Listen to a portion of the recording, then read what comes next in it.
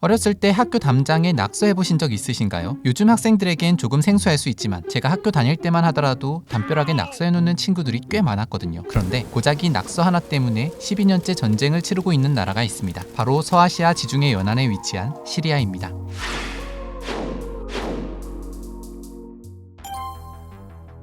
시리아는 5대 대통령인 아버지 하페즈 알 아사드와 6대 대통령인 바샤르 알 아사드 부자가 40년 넘게 독재를 하고 있는 나라입니다. 최근 2021년에도 재선 투표가 있었는데요. 2000년부터 시리아 정부를 이끌고 있는 바샤르는 득표율 95.1%의 압도적인 지지율로 재선에 성공했습니다. 독재자임에도 국민들의 열렬한 지지를 받기 때문일까요? 사실 시리아의 대선은 무늬만 투표지일 뿐 자신을 지지하지 않는 세력에게는 아예 투표권을 주지도 않습니다. 눈 가리고 아웅하는 거죠. 시리아의 대통령 임기가 7년제인 걸 감안하면 앞으로 2028년까지 아사드 집안의 독재가 지속되는 것인데 그렇게 되면 거의 50년 가까이 된다고 합니다. 그래도 아버지인 하페즈 알 아사드는 나름 인정받는 지도자였습니다. 1967년 이스라엘이 이집트, 요르단, 시리아를 상대로 선제 공격을 하면서 제3차 중동 전쟁이 일어났을 때 하페즈 알 아사드는 시리아의 국방장관이었습니다. 이때 이스라엘에 패하게 되면서 패전의 책임을 물어 하페즈는 숙청당할 위기에 처하게 되는데 오히려 하페즈는 1970년 11월에 쿠데타를 일으켜 누레딘 알 아타시 대통령을 무너뜨려 버렸죠. 그리고 1971년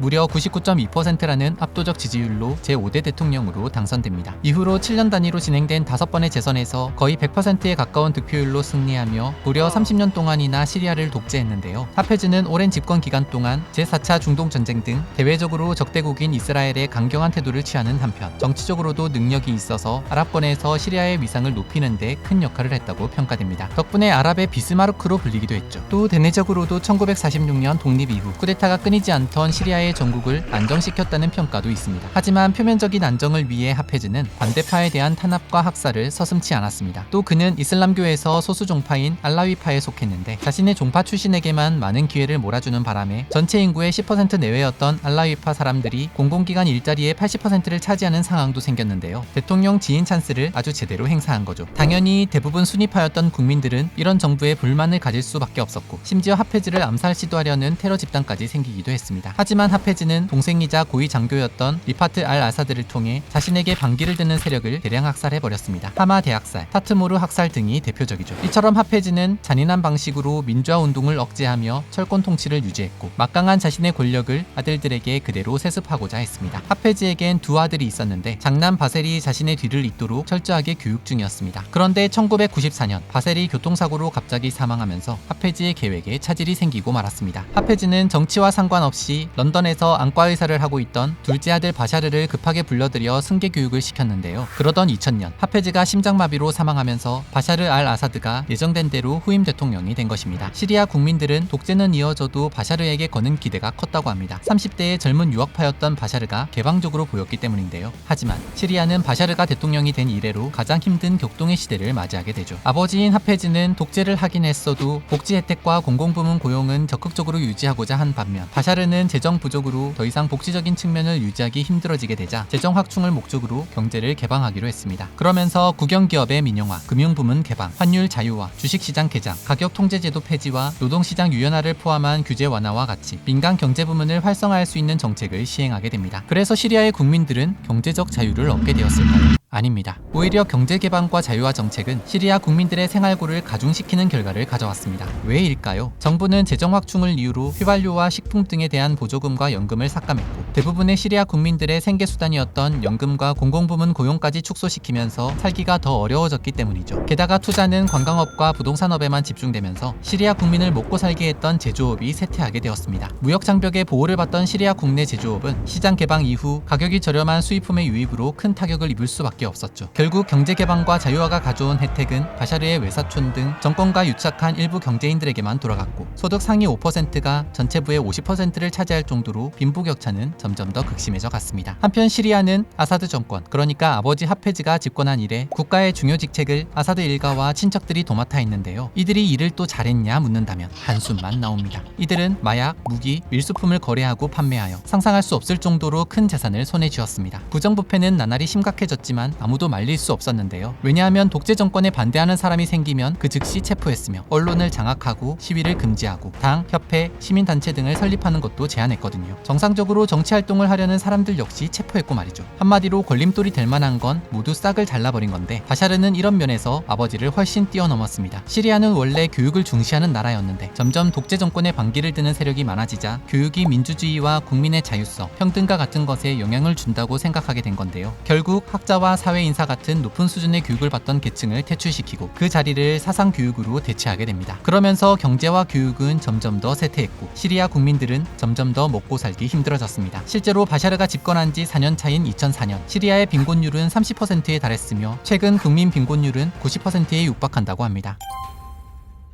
물론 정부의 오래된 독재와 내전 등의 이유도 있지만 설상가상으로 기후적 위기까지 덮쳐 국민들의 숨통을 더욱 옥죄었는데요. 원래 시리아는 인류가 최초로 농경과 목축을 실현한 곳으로 에덴 동산으로 불릴 정도로 풍요로운 지역이었다고 합니다. 하지만 계속되는 지구온난화로 기후가 변함에 따라 지중해 동부 지역의 강수량이 줄고 토양의 습도가 낮아져 농경이 점점 어려워졌죠. 특히 2007년부터 2010년까지 지속되던 가뭄은 시리아의 농업을 망하게 만들었습니다. 버티다 못한 농민들은 논밭을 포기하고 도시로 몰려들면서 또 다른 혼란을 야기시키기도 했습니다. 도시민들과 농업 이주민들 간의 빈부격차 등 양극화까지 생겨난 것이죠. 시리아 국민들은 나라 밖에서 일어난 문제에도 영향을 받았습니다. 2010년에는 원래 극지방 주변을 둘러싸고 있어야 할 제트 기류가 굉장히 약해지면서 북반구 중간 지점까지 내려오게 되는데 이로 인해 파키스탄에는 한 달 내내 홍수가, 반대로 러시아에는 폭염과 가뭄이 지속돼 많은 사망자가 발생했는데요. 이때 폭염과 가뭄이 생긴 러시아 지역은 대표적인 밀 생산지였던 겁니다. 밀가루 가격은 25%가 넘게 폭등했고 아랍, 중동 국가 및 북아프리카 지역의 대대적인 식량난으로 이어졌습니다. 결국 밀값이 폭등하는 시기와 맞물려 식량난에 허덕이던 북아프리카와 중동 국가들 여기저기서 복지하는 정부를 향해 반정부 시위를 하게 됩니다. 이것이 바로 아랍의 봄입니다. 시리아도 이 영향을 받을 수밖에 없었죠. 그러던 2011년 3월 6일 시리아 남부에 위치한 소도시 데르아에 있는 학교 담장에 빨간 글씨의 낙서가 쓰여집니다. 의사 선생, 당신 차례가 왔다 라는 내용이었는데 의사 출신의 바샤르를 비꼬는 표현이었죠. 바샤르 정권은 어린아이의 낙서 하나도 너그럽게 수용할 줄 몰랐습니다. 데르아 경찰은 기어코 낙서를 한 범인을 찾아내기 위해 대대적인 색출 작업에 돌입했고 용의자로 추정되는 10대 소년 15명을 붙잡아 무참히 고문했습니다. 결국 이 과정에서 13살 소년 한 명이 사망하고 말았죠. 이에 시리아 국민들은 바샤르의 독재에 대한 분노가 극에 달하며 거리로 뛰쳐나오게 된 것인데요. 이것이 시리아 내전의 시작이었습니다. 처음 시위의 목적은 학생들의 석방을 요구하는 것이었으나 바샤르 정부가 시위대로 나선 시민들을 향해 발포를 함에 따라 시위의 목적이 바샤르 알 아사드 정권의 퇴진으로 바뀌게 됩니다. 점점 격화된 시위는 어느새 무장투쟁으로 변했습니다. 바샤르 정부는 이에 맞서 생화학 무기, 살인가스를 사용하는 등 무자비하게 자국민을 학살했는데요. 2013년 8월 굽타에서만 1000여 명의 시위대가 사망하게 되죠. 그럴수록 시리아에는 정부를 무너뜨리려는 반군 세력들이 더 생겨나기 시작했고 정부군과 반군 사이의 전쟁이 본격화되었습니다. 하지만 이 싸움에 이슬람의 종파인 수니파와 시아파의 종파 갈등까지 더해져 불난집에 기름 붓듯 시리아 내전은 극단으로 치달았습니다. 시리아의 국민들은 대부분 이슬람교인데 그중 인구의 4분의 3은 수니파, 나머지 4분의 1은 시아파라고 합니다. 그런데 앞서 말한 대로 아사드 정권은 시아파의 분파인 알라위파였기 때문에 그동안 시리아 정부와 의회, 군 요직을 시아파가 장악하고 있었죠. 수니파는 주류였던 자신의 종파가 다시 정권을 장악하길 바랐는데 반정부 시위가 시아파 계열인 아사드 정권을 무너뜨릴 딱 좋은 기회였던 겁니다. 그래서 더욱 거칠게 반정부 시위에 앞장섰는데 사실 민주적인 이유로 독재 정권을 무너뜨리겠다는 목적보다는 자신의 종파 세력을 다시 집권시키고자 하는 본심이 따로 있었던 것이죠.